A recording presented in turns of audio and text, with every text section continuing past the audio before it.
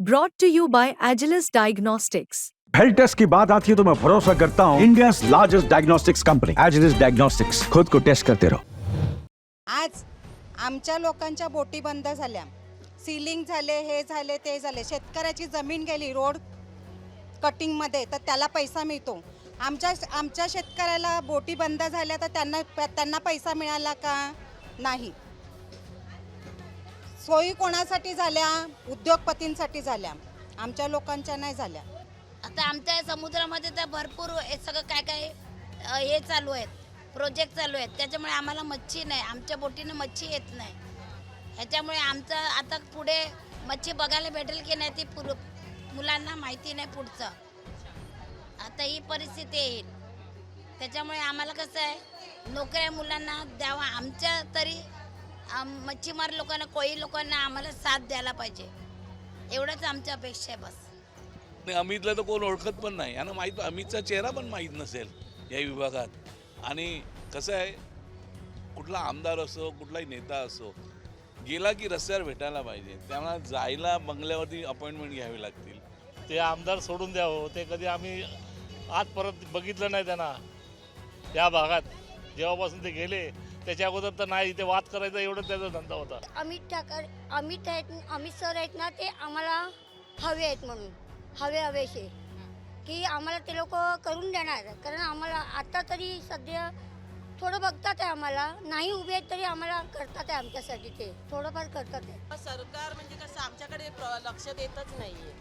कारण जेव्हा पाऊस पडतो किंवा आता मध्येच महामारी झाली तेव्हा त्यांनी आम्हाला काहीच अशी आर्थिक मदत काहीच केली नाही. फक्त असं आश्वासन देतात की आम्ही देणार देणार देणार, पण अजूनपर्यंत आम्हाला काही मदत मिळालेली नाही.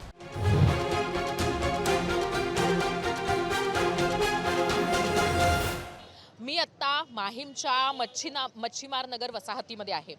दादर माहीम विधानसभा मतदारसंघ अत्यंत महत्त्वाचा झालेला आहे, कारण इथं विद्यमान आमदार सदा सरवणकर यांनी त्यांची उमेदवारी मागे घ्यावी म्हणून त्यांच्यावर दबाव असल्याचं त्यांनीच सांगितलं होतं. पण तरीसुद्धा त्यांनी आपला उमेदवारी अर्ज दाखल केला. महत्त्वाचं आहे ते म्हणजे की त्यांच्या समोर आहेत राज ठाकरे, जे मनसेचे अध्यक्ष आहेत राज ठाकरे, त्यांचे पुत्र अमित ठाकरे. आणि त्याचबरोबर त्यांच्या आव्हान देण्यासाठी ठाकरेंनी आपले उमेदवार महेश सावंत यांना सुद्धा निवडणुकीच्या रिंगणामध्ये उतरवलेलं आहे. तिरंगी लढत होणार आहे. आणि मी जसं सांगितलं त्याप्रमाणे हा जो मतदारसंघ आहे तो एक प्रकारे हाय प्रोफाईल मतदारसंघ झालेला आहे.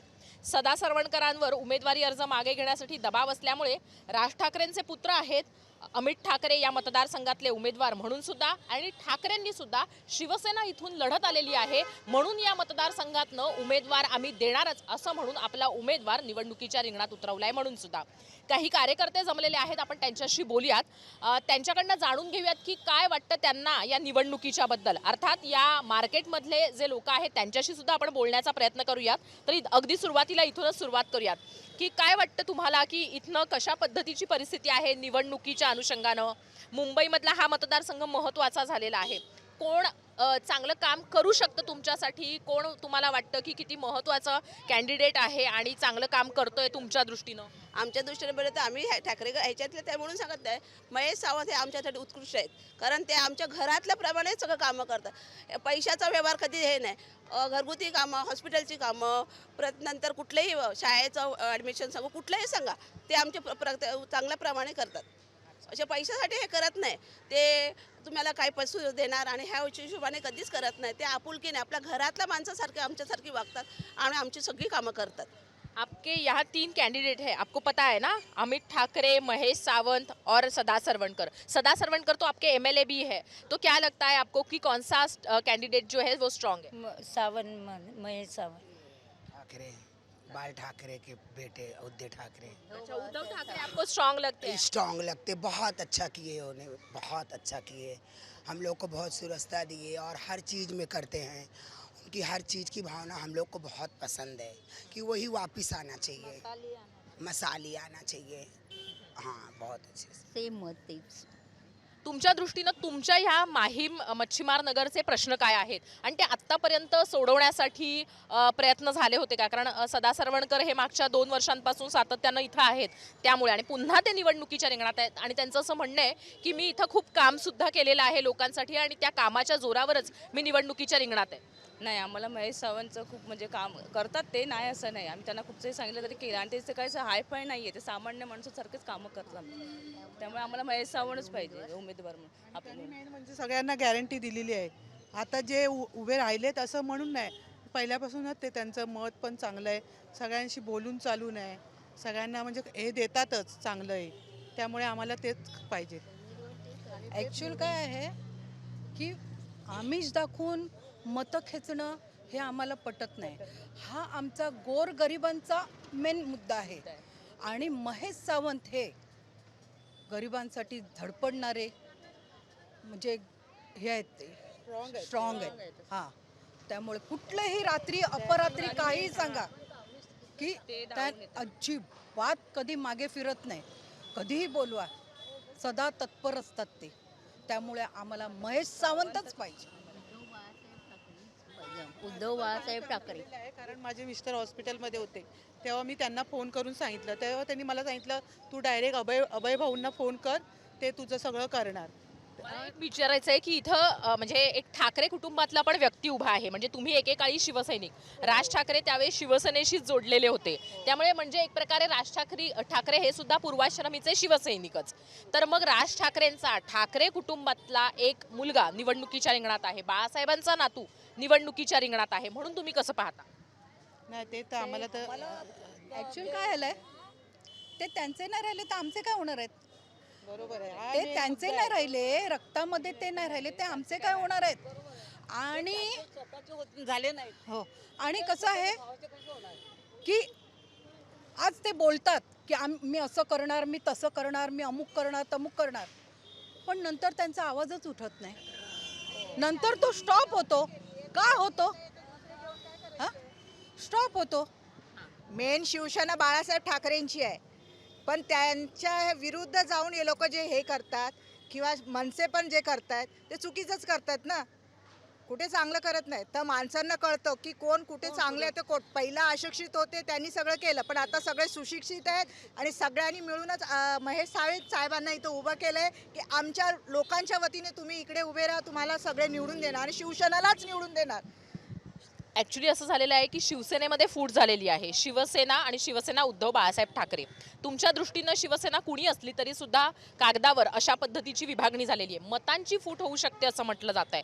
तर त्यामुळे त्याचा फटका इथले उमेदवार असलेल्या महेश सावंत, सदा सरवणकर कोणाला बसेल असं तुम्हाला वाटतं? सदा सरवणकर साहेबांना. आता आपण पाहिलं लोकसभेमध्ये 182 मधनं 4800 मताचं लीडिंग आहे इकडे. म्हणजे का आपण मागे नाही गेलो?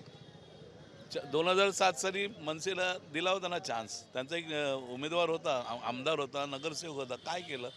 आता 7 वर 1 वर पण नाही मिळत, 1 आमदार राहिला आहे फक्त. आणि अमितला तर कोण ओळखत पण नाही, यांना माहीत, अमितचा चेहरा पण माहीत नसेल या विभागात.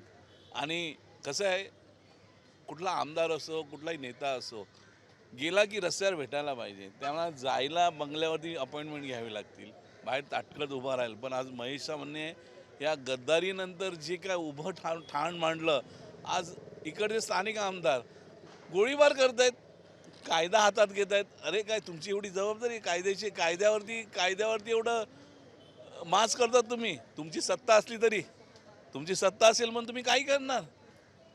सदा सरवणकरने इकडे फक्त हाताला गूळ लावलेला की मी हे करेन, मी ते करेन, पण मुळात काही झालेलं नाही माहीत. इकडे SRAमध्ये पाण्याचा प्रश्न आहे, रिडेव्हलपमेंटचा प्रश्न आहे, सगळ्यांना फक्त ते लावलं की मी हे करेन, ते करेन. आता पहा ना, इकडे 188मध्ये 181मध्ये 181 कामं दिल्यात, कुठे सगळ्याकडे नारळ फोडल्यात, पण पुढे सगळे गायब. त्याकरता आम्हाला काम करणारा माणूस हवा आहे.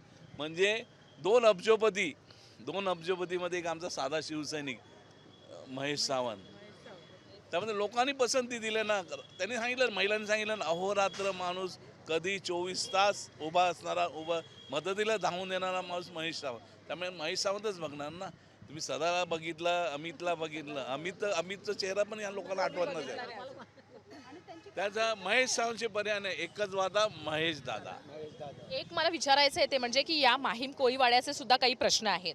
मागच्या काही वर्षांपासून हे प्रश्न सोडवण्यासाठीचे प्रयत्न झाले होते का? तुम्ही तुमच्या विद्यमान आमदारांकडे गेला होतात का आणि त्यांनी प्रयत्न केले होते का?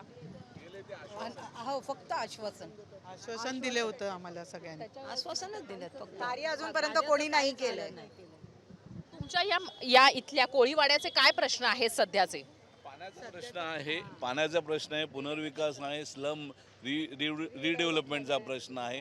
ते मोठे बऱ्यापैकी प्रश्न आहे. परत जे मच्छीमारांचे प्रश्न म्हणजे नेट डीप फिशिंगचा आहे, तिकडच्या पण सुविधा भरपूर सुविधा आहेत. त्या सुविधासाठी आपण त्याच्याकडे जातोय, फक्त काही होत नाही आहे, फक्त आश्वासनं दिली जात आहेत. आज परत इकडचे स्थानिक नगरसेवक जे आहेत मिलिंद वैद्याने एकूण एक काम केलं आहे. कुठल्या गल्लीत गेलात ना तुम्ही सांगाल की मिलिंद वैद्याने कुठलं काम केलेलं नाही आहे. मिलिंद वैद्याने सगळं आज परत आता या 2 वर्षामध्ये नगरसेवक पद नाही आहे, पण आज तो पदसुद्धा नगरसेवक म्हणून सदा सर्वांकडे वापरतो. म्हणजे मिलिंद वैद्याला कामच करून देत नाही आहे. म्हणजे ह्यांची सत्ता कोणाची? प्रशासनाकडनं हे पैसे घेतात आणि फंड काढून करतात आणि हे कामं करतात. या कोळीवाड्याचे काय प्रश्न आहेत? जे प्रश्न कोण सोडवू शकतं असं तुम्हाला वाटतं? आणि आतापर्यंत जे विद्यमान आमदार आहेत सदा सरवणकर यांनी ते प्रश्न सोडवण्याचा प्रयत्न केला होता का? ते आमदार सोडून द्यावं, ते कधी आम्ही आज परत बघितलं नाही त्यांना या भागात. जेव्हापासून ते गेले त्याच्या अगोदर तर नाही, इथे वाद करायचा एवढं त्याचा धंदा होता. ज्या वेळेला संघटना स्थापन झाली तेव्हापासून शिवसेनेचं कार्य या विभागामध्ये आहे. मग तो नगरसेवक असो, आमदार असो, प्रत्येक गोष्टीला शाखा आहे. शाखेमध्ये बसतात, लोकांना न्याय देतात. या इथे आता जो अमित ठाकरे तुम्ही जे सांगतात ना, अमित ठाकरे हे आत्ता तुम्ही सांगतात, याच्या अगोदर कोण इथे आले नव्हते. काय कार्य करणार फक्त शिवसेना. आणि आज परत शिवसेनेचा कोणताही शाखा प्रमुख असो किंवा कोणताही नगरसेवक असू दे किंवा आमदार असू दे, त्यानेच या विभागातला न्याय दिलेला आहे. बाकी दुसरं काही नाही. मच्छीमार नगरमध्ये पाण्याचा प्रश्न आहे. पाण्याच्या प्रश्नासाठी मी महेश सावंतला फक्त रिक्वेस्ट केली की आम्हाला इकडे पाण्याचा प्रश्न आहे, जटिल प्रश्न आहे. त्यासाठी त्याने एक 30-40 HP पंप न सांगता इतर आमदारांकडनं जे MLC आहेत विलास पोतनी त्यांच्याकडनं मागून लगेच 15 दिवसात फिट केला. अशी 2 गोष्ट, एक मोठं एक समाज मंदिर बांधून दिलं. म्हणजे आज त्या माणसाकडे महेश सावंतकडे काही पद नसताना, ऑफिशियल म्हणजे आमदार काही नसताना तो आज लोकांकडनं इतरांकडनं फंड घेऊन आपली कामं करून देतोय. त्याकडे असा आपल्याला उमेदवार हवा आहे. ॲक्च्युली इथे 3 उमेदवार आहेत, ठाकरेंचे, शिवसेनेचे आणि मनसेचे. तर मग कशा पद्धतीनं इथं वाटतं तुम्हाला की कोण उमेदवार स्ट्रॉंग आहे? उद्धव बाळासाहेब ठाकरे यांचे महेश सावंत हे कॅन्डिडेट उभे आहेत आणि ते स्ट्रॉंग आहेत आणि त्यांनाच आम्ही प्रयत्नाने करून निवडून आणू. का वाटतं तुम्हाला ते स्ट्रॉंग आहे? कारण त्यांनी इथे खूप जणांना म्हणजे अडचणी आहेत, त्यांच्या सगळ्यांच्या अडचणी सॉल्व्ह केलेल्या आहेत सगळं. आणि प्रत्येक वेळा म्हणजे रात्री अपरात्रीसुद्धा त्यांना कॉल करूनसुद्धा कुणाची काय अडचण असेल आणि काम असेल ते नक्कीच येऊन धावून येतात कामासाठी. ते रात्र आहे का दिवस आहे पाहत नाही, प्रत्येकाचं काम त्यांनी सॉल्व्ह केलेलं आहे. आणि असं पाहत नाही ते की हा गरीब आहे आणि हा श्रीमंत आहे, हा त्यांनी कधीच भेदभाव केला नाही आहे. आणि महेश सावंत हे सामान्य वर्गातून वरती आलेले आहेत. त्यासाठी आमचं सर्वांचं मत आहे, एक मत आहे की महेश सावंतलाच आम्ही निवडून देऊ. इथे 3 हिंदी मराठी 3 कॅन्डिडेट आहेत इथले. ठाकरेंचे महेश सावंत आहेत, मनसेचे अमित ठाकरे आहेत, दुसरीकडे शिवसेनेचे सदा सरवणकर आहेत. काय वाटतं कोण स्ट्रॉंग कॅन्डिडेट आहे? आता काय झालं आहे की जे अमित ठाकरे आणि सदा सरवणकर आहेत यामुळे वोटचं डिवायडेशन जे आहे ते खूप मोठ्या प्रमाणात होईल आणि याचा फायदा महेश सावंतला कदाचित होऊ शकतो. पण जर का भविष्यामध्ये जर का ठाकरेंमध्ये म्हणजे राजसाहेब ठाकरे आणि महायुतीमध्ये जर का हे झालं तर काहीतरी होण्याची शक्यता आहे. नाहीतर मग महेश सावंत यांना जास्त फायदा होण्याची शक्यता आहे. नाही, आम्ही असं विचारतोय ते म्हणजे की तुमच्या दृष्टीनं इथला स्ट्रॉंग कॅन्डिडेट कोण वाटतो, कसा वाटतो आणि का वाटतो? बघा, पर्टिक्युलरली आमचा strong candidate as Amit Thackeray आम्हाला वाटतो. कारण की इकडे ज्या प्रकारे मनसे, खास करून माहीम मतदारसंघामध्ये मनसे ज्या प्रमाणामध्ये वोट बँक आहे त्या हिशोबाने आम्ही बोलतो. कुठलाही म्हणजे पॉलिटिकल नॅरेटिव्ह म्हणून नाही बोलतो आहे, एक पर्टिक्युलर सामान्य नागरिक म्हणून मनसेचं आम्हाला जास्त वाटतं. परंतु जर का दोन्ही कॅन्डिडेट जर का एकत्र आले तर फायदा मग दोघांपैकी एकाला कुणाला तरी होईल, एक तर सदा सरवणकरांना किंवा अमित ठाकरेंना असं. एक तरुण उमेदवार आहे अमित ठाकरे, तर तरुण म्हणून काय अपेक्षा आहेत? जसं सदा सरवणकरांनी सांगितलं काल बोलत असताना, ते म्हणजे की मी चालतो नेहमीच लोकांमध्ये जातो, पण अमित ठाकरे चालले तर तुम्ही त्याची बातमी केलीत असं ते म्हटले होते. तर एक तरुण उमेदवार म्हणून ते निवडणुकीच्या रिंगणात आहेत, फर्स्ट टाइम ते निवडणुकीच्या रिंगणात आहेत, तर ॲज अ यूथ म्हणून तुमची काय अपेक्षा आहे त्यांच्याकडे? तरुण उमेदवार म्हणून आम्हाला त्यांच्याकडून भरपूर साऱ्या अपेक्षा आहेत. तरुणाईला राजकारणामध्ये प्रवेश भेटायला हवा. त्यांच्या मनातील ज्या कल्पना असेल, त्यांच्या मनाची जी काही आयडिया असेल माहीम मतदारसंघासाठी, ही जाणून घ्यायला तरुणांना इकडे आवडेल. परंतु अनुभव पाहता सदा सरवण साहेबांकडे जास्त अनुभव आहे, 2 टर्म इथून ते आमदार राहिलेले आहेत. त्यामुळे सदा सरवण साहेबांकडे कल जास्त आहे. परंतु अमित ठाकरेंविषयी जी काय बोलतो आपण एक प्रकारे क्युरियोसिटी आहे ती जास्त आहे. इथल्या माहीम जे म्हणजे हा जो कोळीवाडा आहे तिथले प्रश्न सॉर्ट आउट झाले आहेत का, सॉल्व्ह झाले आहेत का? तुमचे जे आमदार आहेत त्यांनी त्याच्यासाठीचे प्रयत्न केले आहेत का? आणि कशा पद्धतीनं इथले जे 3 उमेदवार आहेत त्यांच्यामध्ये तुम्हाला स्ट्रॉंग वाटतं? आता बघायला गेलं तर जे सदा सरवणकर आहेत, आमदार आहेत, पण त्यांचं इथे कधी त्यांना भेटायला जावं, कधी भेटणार नाही. ते त्यांची शिवाजी पार्कला भेटायला जा तर तिथे असतात, त्या जागेवर कोणाला एंट्री नसते. आणि शाखेत भेटावं तर इथले शाखा प्रमुखांची पण त्यांच्याशी काहीच कोऑर्डिनेशन नसतं. आणि इथली कामं जी कोळी बांधवांची आहेत ती पूर्वीपासून सेनेकडनंच होत आलेली आहे आणि सेना सगळी कामं करत असतात. इथल्या कोळी बांधवांचे काय प्रामुख्याने प्रश्न आहेत की जे या निवडणुकीमध्ये परिणामकारक ठरू शकतात असं वाटतं? तरी या भागात मुख्य म्हणजे जे आहेत त्या ज्या बिल्डिंग्स आहेत त्या डेव्हलपमेंटच्या आहेत, तो भाग अडून राहिलेला आहे. आमदार त्यामुळे खोडा घालतो आहे आणि ते जे चांगल्या रीतीने होत असेल ते झालं तर इथल्या लोकांचं चांगलंच होणार असं प्रत्येकाची इच्छा आहे. आपण आणखीन काही लोकांशी मार्केटमध्ये बोलण्याचा प्रयत्न करूयात. जे लोक इथं काम करतात, इथं आहेत, त्यांच्याशी जाणून घेण्याचा प्रयत्न करूयात. मावशी, इथं राहतात, या मार्केटमध्ये राहतात, तुमचे मार्केटचे प्रश्न इथल्या आमदारांनी सोडवले आहेत का? इथले आमदार कोण आहे होते माहिती आहे का? नाही नाही माहिती. आता 3 जण निवडणुकीमध्ये आहेत. सदा सरवणकर आहेत जे इथले आमदार पण आहेत, अमित ठाकरे जे राज ठाकरेंचा मुलगा आहे, आणि उद्धव ठाकरेंकडनं महेश सावंत आहे. काय वाटतं तुम्हाला, कोण तुमचं काम करू शकेल? कोण स्ट्रॉंग वाटतं? कोण वाटतं जिंकून येईल? कोण वाटतं चांगलं काम करेल? जे करतील ते, आता कोण करतील ते. तर एक प्रकारे आपण असं म्हणूयात की काही जणांशी बोलण्याचा आणखीन प्रयत्न करूयात लोकांशी. यामध्ये आणखीन काही लोक आहेत, मला वाटतं कोळी बांधवांकडे आपण जायचा प्रयत्न करूयात, त्यांचे प्रश्न जाणून घेण्याचा प्रयत्न करूयात आपण. त्यांचे काही स्वतःचे प्रश्न आहेत, इथल्या मार्केटचे प्रश्न आहेत. मावशी, या मार्केटचे प्रश्न आहेत ते आत्तापर्यंत सोडवले गेले आहेत का? मार्केट उघड्यावर आहे, मार्केटला जागा वाढवून द्यायची होती, त्याचबरोबर आपल्या बोटी लावण्यासाठीची जागा होती, तर हे प्रश्न सोडवलेले गेले आहेत का आत्तापर्यंत? हा, गेलेत ना. अच्छा, कोणी केले? ती आमची शोभा वैती नाही का, शोभा वैती. अच्छा, आता बघा 3 जण आहेत इथे निवडणुकीच्या रिंगणामध्ये. तुम्हाला काय वाटतं की कोण आहे की जो तुमचे प्रश्न सोडवेल? आता आम्ही देतो शिवसेनाला देतो आम्ही तर. मग आता इथे ठाकरेंचा नातू सुद्धा आहे अमित ठाकरे, आणि तसं शिवसेनेकडनं सदा सरवणकर पण आहेत आणि उद्धव ठाकरेंकडनं महेश सावंत पण आहेत. तर काय वाटतं कोण स्ट्रॉंग कॅन्डिडेट आहे? आम्ही शिवसेनाच आहे. आपण आणखीन काही जणांशी बोलण्याचा प्रयत्न करूयात. थोडंसं मला वाटतं मार्केटसुद्धा आपल्याला फिरता येईल. मार्केट कसं आहे, यांचे प्रश्न सॉर्ट आउट झाले आहेत का हे सुद्धा आपण बघूयात. मार्केटमध्ये येऊन आपण काही जणांशी बोलण्याचा प्रयत्न करूयात. औशी, खरं तर तुम्हाला थोडं डिस्टर्ब करते आहे, 1 मिनटं.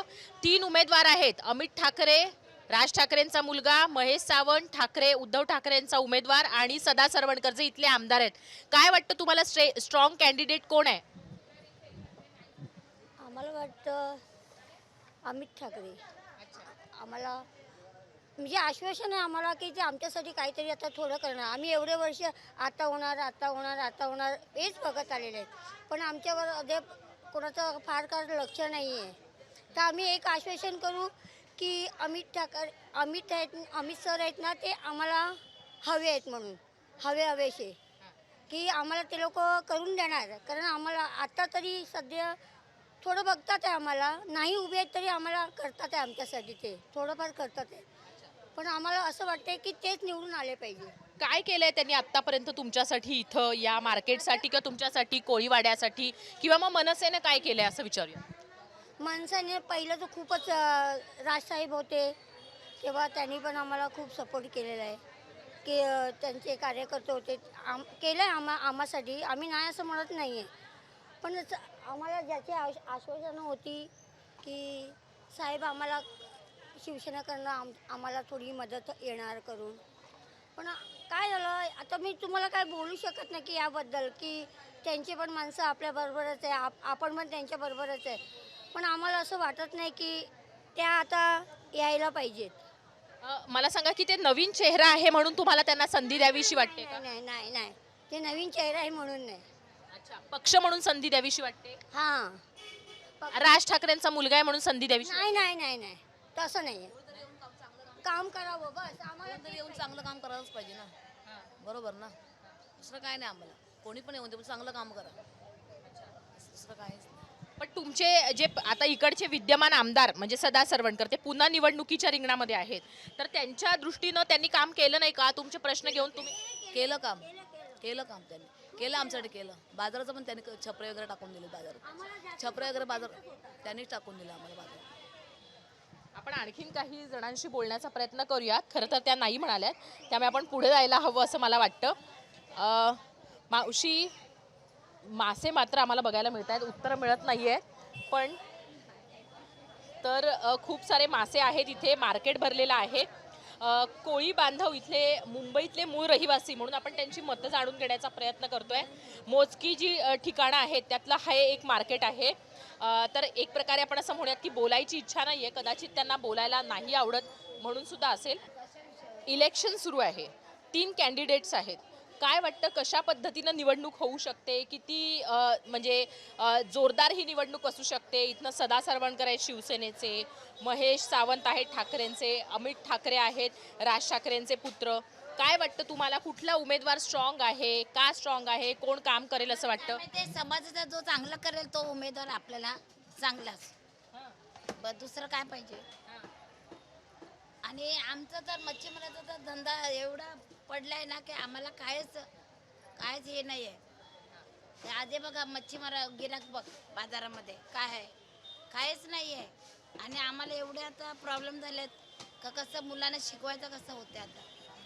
मग आता आमच्या नवऱ्यांना नोकरी नाही, काय नाही, मुलांना नोकऱ्या नाही, काय नाही, आणि आम्हाला कायच नाही आहे, सवलत आहे. त्याच्यामुळे आम्हाला असं वाटतं की जो चांगला येईल तो आमचं चांगलं करेल, ते चांगलंच होणार.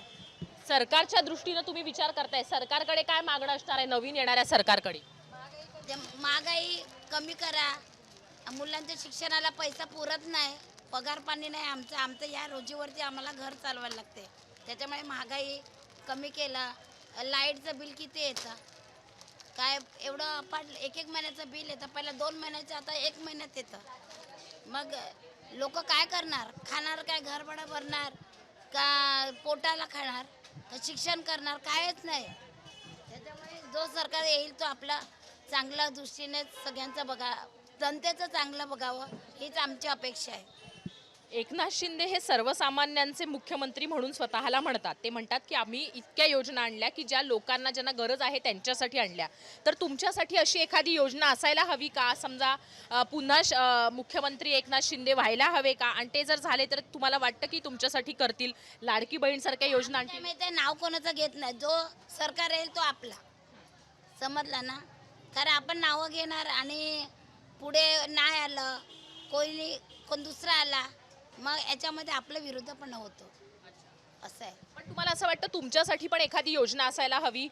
मासेमारीच्या वर होणारा परिणाम, त्याच्यानंतर समुद्रामध्ये ज्या पद्धतीनं विकास कामं होत आहेत त्याच्यामुळे होणारा परिणाम, या सगळ्या गोष्टी कुठेतरी थांबल्या पाहिजेत असं वाटतं का?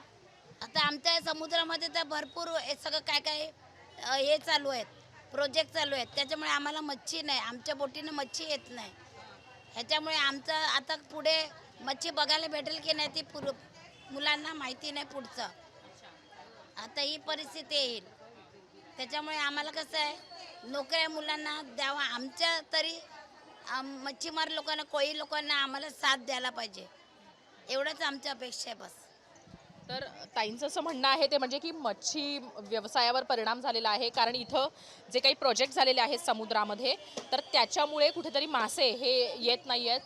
खरं तर आणखीनही काही कोळी लोकांनी हा प्रश्न उपस्थित केलेला आहे. आपण आणखीन काही जणांशी बोलण्याचा प्रयत्न करूया जर त्या इंटरेस्टेड असतील तर. मासे मात्र आपल्याला मोठे मोठे आणि छान मिळत आहेत बघायला. मावशी बोलणार? 1 मिनिट बोलणार ताई? सध्या असं आहे की इलेक्शन आहे, इलेक्शनमध्ये तुम्हाला काय वाटतं की कुठला कॅन्डिडेट स्ट्रॉंग आहे सध्या? ठाकरेंचे महेश सावंत, एकनाथ शिंदेंचं सदा सरवणकर, अमित ठाकरे राज ठाकरेंचा मुलगा आहे म्हणून, ठाकरे कुटुंबातली एक व्यक्ती आहे म्हणून, काय वाटतं कोण सध्या स्ट्रॉंग आहे? उद्धव बाळासाहेब ठाकरे. अच्छा, पण ते त्यांचा उमेदवार आहे इकडे, पण तुम्हाला असं वाटतं नेता म्हणून ठाकरे, उद्धव ठाकरे स्ट्रॉंग आहेत? येस. का? कारण आम्ही जवळून बघितलं आणि मी स्वतः ऑफिसमध्ये आहे, त्याच्यामुळे मला पूर्णपणे माहिती आहे या गोष्टीची. दुसरा गोष्ट, मला त्यांचं काही राजकारण काढायचं नाही आहे, मला कोणाच्या राजकारणाशी काही हे नाही आहे, पण जे आहे ते आहे. पैसा खर्च करा, सगळं होतं. आज आमच्या लोकांच्या बोटी बंद झाल्या, सीलिंग झाले, हे झाले ते झाले, शेतकऱ्याची जमीन गेली रोड कटिंगमध्ये तर त्याला पैसा मिळतो. आमच्या शेतकऱ्याला बोटी बंद झाल्या तर त्यांना पैसा मिळाला का? नाही. सोयी कोणासाठी झाल्या? उद्योगपतींसाठी झाल्या, आमच्या लोकांच्या नाही झाल्या. शेतकऱ्याची जमीन पिकली नाही तर त्याची जमीन दिसते, त्याची पिकली नाही जमीन तर जमीन दिसते, तर त्याचं नुकसान भरपाई करायला सरकार आहे. पण आमच्या लोकांच्या बोटी बंद पडल्या किंवा समुद्रात गेल्या तर त्याच्या बोटीचा काही, त्याचा डिझेलचा खर्च सुटत नाही, काहीही सुटत नाही.